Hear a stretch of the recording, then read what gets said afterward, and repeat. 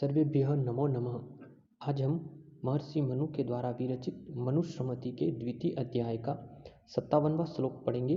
प्रस्तुत श्लोक में महर्षि मनु अत्यधिक भोजन करने से उससे उत्पन्न होने वाली हानि को उल्लेखित कर बताते हैं कि अति भोजन किस तरह से मनुष्य के लिए दोष का कारण बनता है। तो उन सारे दोषों का उल्लेख इस उक्त श्लोक में किया गया है। मैं श्लोक का वाचन करता हूँ, तत्पश्चात हम इसके अर्थ को देखेंगे। क्या कह रहे महर्षि मनु? अन आरोग्यम अन आयुषम अस्वर्गयम च अति भोजनम अपुण्यम लोक विदिष्टम तस्मात् तत् परिवर्जियेत। क्या बता रहे महर्षि मनु? पुनः देखिए कि अन आरोग्यम अन आयुषम अस्वर्गयम च अति भोजनम अपुण्यम लोक विदिष्टम तस्मात् तत् परिवर्जियेत। उक्त श्लोक का जो अन्वय होगा वह इस तरह से होगा। अति भोजनम अनारोग्यम अति भोजनम अनारोग्यम अनायुषयम अस्वर्गयम अपुण्यम लोक विदिष्टम च तस्मात् तत् परिवर्जियेत। अति भोजनम यानी अत्यधिक भोजन करना, अनारोग्यम यानी आरोग्य का नाशक होता है, यानी व्यक्ति स्वस्थ नहीं रहता, यानी अति भोजन करने से व्यक्ति के आरोग्य का नाश हो जाता है। इस कारण से व्यक्ति रोगी बन जाता है। इसलिए कह रहे कि अति भोजनम अनारोग्यम यानी अति भोजनम आरोग्य का नाशक यानी हमारे आरोग्य को नष्ट करने वाला होता है। अनायुषयम अनायुषम का अर्थ है आयुष को कम करना, यानी वह हमारी आयु को भी कम करने वाला हो जाता है। अस्वर्गयम और स्वर्गलोक की प्राप्ति में भी वह बाधक होता है, स्वर्गलोक की प्राप्ति नहीं करा पाता है। अपुण्यम सभी पुण्यों का नाशक होता है। और लोक विदिष्टम और लोक में अपवाद का कारण बनता है, लोक में निंदा का कारण करने वाला होता है। अतः च तस्मात् तत् परिवर्जियेत, इस कारण से हमें क्या कर देना चाहिए? अत्यधिक भोजन का परित्याग कर देना चाहिए। यानी हमें अत्यधिक मात्रा में भोजन, अति मात्रा में भोजन नहीं करना चाहिए। जितनी शरीर की आवश्यकता हो, जिससे हमारा शरीर संचालन किया जा सके, चलायमान हो सके, उतने ही भोजन को हमें ग्रहण करना चाहिए। एक बार पुनः अर्थ को देखिए कि अति भोजनम यानी अत्यधिक भोजन अनारोग्यम यानी आरोग्य का नाशक होता है, शरीर में रोग की वृद्धि करने वाला होता है। अनायुषम और क्या करता है? हमारी आयु में भी कमी करता है। अस्वर्गयम और स्वर्गलोक की प्राप्ति में बाधक होता है। अपुण्यम और हमारे सभी पुण्यों का नाशक बन जाता है। लोक विदिष्टम और लोक में भी अपवाद का, निंदा का कारण बनता है। इस कारण से तस्मात् तत् परिवर्जियेत, इस कारण से हमें क्या कर देना चाहिए? अत्यधिक भोजन का परित्याग कर देना चाहिए। यानी महर्षि मनु के कहने का तात्पर्य यह है कि अत्यधिक भोजन करने के दोषों को उल्लिखित कर महर्षि मनु बता रहे हैं कि अति भोजन करने से व्यक्ति के आरोग्य का नाश हो जाता है, वह निरोगी नहीं रह सकता, रोग उसे घेर लेते हैं। इसी तरह से व्यक्ति की आयु भी अत्यधिक भोजन से क्षीण हो जाती है। अति भोजन स्वर्ग की लोक की प्राप्ति कराने में भी बाधक होता है, क्योंकि आलस्य के कारण व्यक्ति नियमित तप आदि नहीं कर पाता है। इसी प्रकार से अति भोजन से व्यक्ति के पुण्यों का भी नाश हो जाता है। वह व्यक्ति मानो दूसरे व्यक्ति के अन्न के भाग को खाता है, और साथ ही समाज में अधिक भोजन करने वाला व्यक्ति की सर्वत्र निंदा होती है। ऐसे व्यक्ति को कोई भी व्यक्ति अपने घर में भोजन के लिए आमंत्रित नहीं करता है। इन सभी कारणों से कभी भी व्यक्ति को अति भोजन नहीं करना चाहिए और अत्यधिक भोजन का हमें परित्याग कर देना चाहिए। यानी महर्षि मनु का सारभूत द्रव्य में कहने का तात्पर्य यह है कि जितने अन्न से व्यक्ति की शरीर यात्रा चल सके, उतना ही भोजन हमारे लिए श्रेष्ठ कर, आयुवर्धक, बलवर्धक और सभी प्रकार के कल्याण की प्राप्ति में सहायक होता है। पुनः एक बार श्लोक का वाचन करते हैं, अर्थ को पुनः देखते हैं, परीक्षा उपयोगी आता भी है श्लोक। अन आरोग्यम अन आयुषम अस्वर्गयम च अति भोजनम अपुण्यम लोक विदिष्टम तस्मात् परिवर्जियेत। अति भोजनम यानी अत्यधिक मात्रा में जो भोजन होता है वह अनारोग्यम यानी हमारे आरोग्य का नाशक होता है।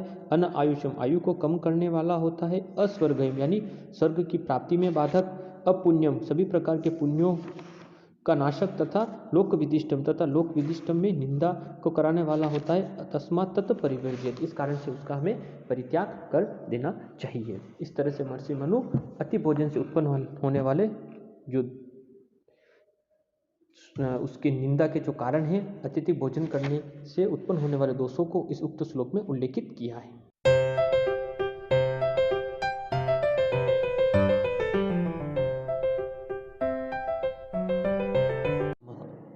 आज हम महर्षि मनु के द्वारा विरचित मनुस्मृति के द्वितीय अध्याय का 58वां श्लोक पढ़ेंगे। प्रस्तुत श्लोक में महर्षि मनु ब्राह्मण के द्वारा किए जाने वाले आचमन के विषय को उल्लेखित कर बता रहे हैं कि किस तरह से ब्राह्मण को सदैव ब्रह्म तीर्थ, प्रजापति तीर्थ और देव तीर्थ से आचमन करना चाहिए, उसे तीर्थ तीर्थ से कभी भी आचमन नहीं करना चाहिए। इसी बात को उल्लेखित कर महर्षि मनु इस श्लोक में बताते हैं। मैं श्लोक का वाचन करता हूँ, तत्पश्चात हम इसके अर्थ को देखेंगे। क्या कह रहे हैं महर्षि मनु आचमन विधि को उल्लेखित कर? ब्राह्मणेन विप्रस्तीर्थेन नित्य कालम उपस्पृशेत कायत्रेदशिकाभ्याम वा न पितृयेन कदाचन। क्या कह रहे महर्षि मनु? ब्राह्मणेन विप्रस्तीर्थेन नित्य कालम उपस्पृशेत कायत्रेदशिकाभ्याम वा न पितृयेन कदाचन। उक्त श्लोक का अन्वय इस तरह से होगा कि विप्रह नित्य कालम ब्राह्मणेन तीर्थेन कायत्रेदशिकाभ्याम वा उपस्पृशेत पितृयेन कदाचन। विप्रह नित्य कालम, विप्र का अर्थ है ब्राह्मण से, यानी ब्राह्मण को नित्य काल यानी हमेशा सदैव ब्राह्मणेन तीर्थेन यानी ब्रह्म तीर्थ से, यानी ब्रह्म जो तीर्थ होता है जो हमारे हाथों पर उल्लेखित है, इनका उल्लेख अगले वाले श्लोकों में आएगा।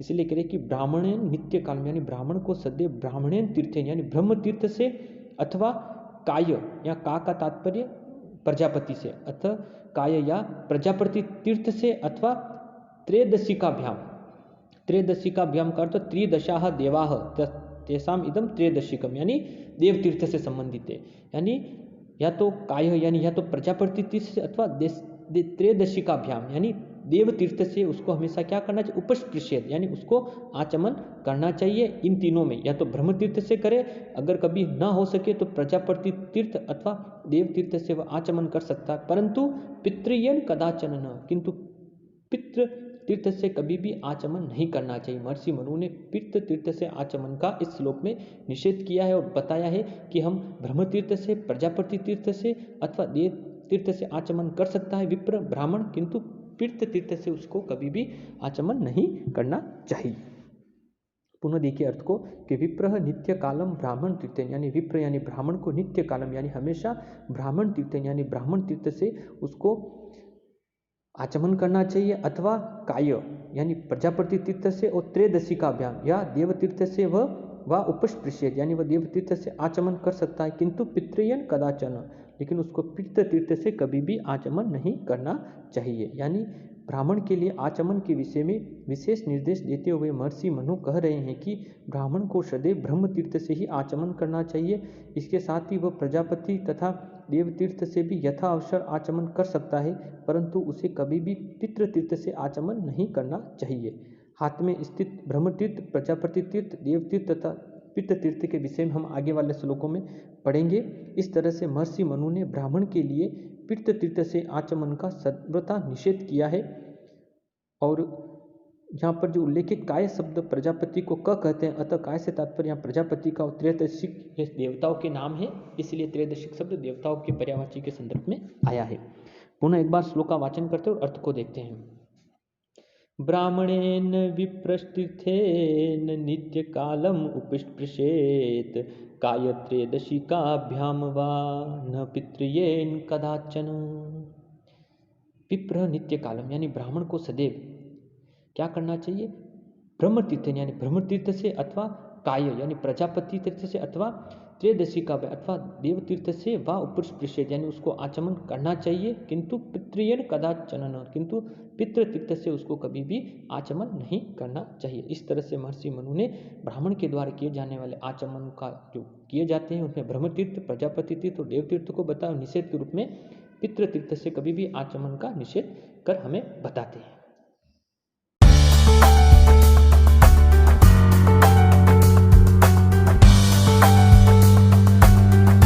मनु के द्वारा विरचित मनुस्मृति के द्वितीय अध्याय का 59वां श्लोक पढ़ेंगे। प्रस्तुत श्लोक में महर्षि मनु हमारे हाथ में विद्यमान ब्रह्म तीर्थ, देव तीर्थ, प्रजापति तीर्थ और पितृ तीर्थ को उल्लेखित कर बता रहे हैं कि उनकी स्थिति को उल्लेखित करते हैं कि हाथ की रेखाओं में कहाँ कहाँ पर ये चारों तीर्थ विद्यमान हैं। इसी का उल्लेख इस श्लोक में किया गया है। मैं श्लोक का वाचन करता हूँ, तत्पश्चात हम इसके अर्थ को देखेंगे। क्या कह रहे महर्षि मनु? अंगुष्ठमूलस्य तले ब्राह्मण तीर्थम प्रचक्षते कायम अंगुलीमूले अग्रे देवम पित्रयम तयोरअधः। क्या कह रहे महर्षि मनु कि अंगुष्ठमूलस्य तले ब्राह्मणम तीर्थम प्रचक्षते कायम अंगुलीमूले अग्रे देवम पित्रयम तयोरअद्यः। उक्त श्लोक का अन्वय इस तरह से होगा, अंगुष्ठ मूलस्य तले ब्राह्मणम तीर्थ अंगुष्ठ अंगुली मूल्य कायम अग्रे देवम तयो अद्य पित्रयम प्रचक्षते। अंगुष्ठ मूलस्य तले ब्राह्मणम तीर्थम, यानी अंगुष्ठ मूल के तले यानी तल में यानी उसके नीचे क्या होता है? ब्राह्मणम तीर्थम यानी ब्रह्म तीर्थ विद्यमान होता है। यानी अंगुष्ठ मूल का जो नीचे का जो भाग है, अंगुष्ठ मूल के नीचे के स्थान को ब्रह्म तीर्थ कहा जाता है। फिर कह रहे हैं अंगुली मूले, या अंगुली जो शब्द है ये कनिष्ठिका अंगुली के संदर्भ में आया है ना, या अंगुली से तात्पर्य कनिष्ठिका अंगुली से बताया गया है, क्योंकि कुल्लुक भट्ट जी ने इसका अर्थ कनिष्ठिका अंगुली ही किया है, इसलिए अंगुली से तात्पर्य कनिष्ठिका अंगुली से। इसलिए कह रहे कि अंगुली मूले कायम, और कायम शब्द प्रजापति ब्रह्मा के संदर्भ में आया है, इसलिए कह रहे कि अंगुश कनिष्ठिका अंगुली के मूल में प्रजापति तीर्थ होता है, अग्रे देवम और अग्रभाग में। कहने का तात्पर्य है कि इसी प्रकार अंगुलियों का जो अग्रभाग होता है वह देव तीर्थ कहा जाता है। तथा फिर कह रहे तत्तया तयो अद्य प्रत्ययम प्रचक्षति, तथा दोनों तयो है ना, इसके पश्चात बता रहे कि तयो अद्य, यानी इसके पश्चात क्या कह रहे कि दोनों अंगुष्ठ और तर्जनी के नीचे पितृ प्रत्ययम तीर्थ कहा जाता है, यानी इसको पितृ तीर्थ कहा जाता है। कहने का तात्पर्य है कि तयो अद्य प्रत्ययम प्रचक्षति, यानी हमारे जो अंगुष्ठ और तर्जनी के नीचे पितृ तीर्थ की सत्ता विद्यमान होती है, यानी अंगूठा और तर्जनी अंगुली के नीचे का जो स्थान होता है वह पितृ तीर्थ कहा जाता है। इस तरह से महर्षि मनु उक्त श्लोक में हमारे चारों तीर्थों को बता रहे कैसे कि अंगुष्ठस्य मूलस्य तले ब्रह्म तीर्थम, यानी अंगुष्ठ मूल के नीचे ब्रह्म तीर्थ होता है। फिर अंगुली मूले कायम, और कनिष्ठिका अंगुली के मूल में प्रजापति तीर्थ होता है, तथा अग्रे देवम, तथा अग्रभाग में देव तीर्थ, तथा तयो अद्य पित्रयम प्रचक्षते, तथा दोनों यानी तयो अद्य यानी दोनों कनिष्ठ और तर्जनी के नीचे पितृ तीर्थ की सत्ता विद्यमान होती। यानी महर्षि मनु के कहने का तात्पर्य यह है कि हाथ में स्थित चार तीर्थों को स्पष्ट कर महर्षि मनु बता रहे हैं कि हाथ के अंगुष्ठ के मूल के नीचे का स्थान ब्रह्म तीर्थ कहा जाता है, कनिष्ठिका अंगुली के नीचे का स्थान प्रजापति तीर्थ कहा जाता है, इसी प्रकार अंगुलियों के अग्रभाग को देव तीर्थ कहा जाता है, तथा अंगूठे तथा तर्जनी अंगुली के नीचे का स्थान पितृ तीर्थ कहा जाता है। इस प्रकार से महर्षि मनु ने इस श्लोक में हमारे चारों तीर्थों को उल्लेखित करने का प्रयास किया है।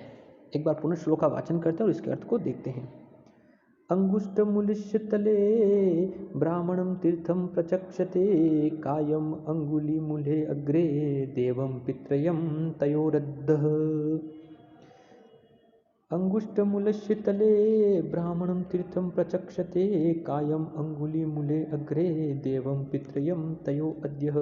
अंगुष्ठ मूलस्य तले ब्राह्मणं तीर्थम, यानी अंगुष्ठ मूल के नीचे ब्रह्म तीर्थ होता है, और अंगुली मूले कायम, और कनिष्ठिका अंगुली के मूल में प्रजापति तीर्थ, अग्रे देवम, और उसके अग्रभाग में देव तीर्थ, तथा तयो अद्य तीर्थम प्रचक्षते, तथा दोनों अंगुष्ठ और तर्जनी के नीचे पितृ तीर्थ की सत्ता विद्यमान होती है। इस तरह से महर्षि मनु ने हाथ में हमारे सारे तीर्थों को उल्लेखित करने का प्रयास कर ब्रह्म तीर्थ, प्रजापति तीर्थ, देव तीर्थ और पितृ तीर्थ को उल्लेखित किया है।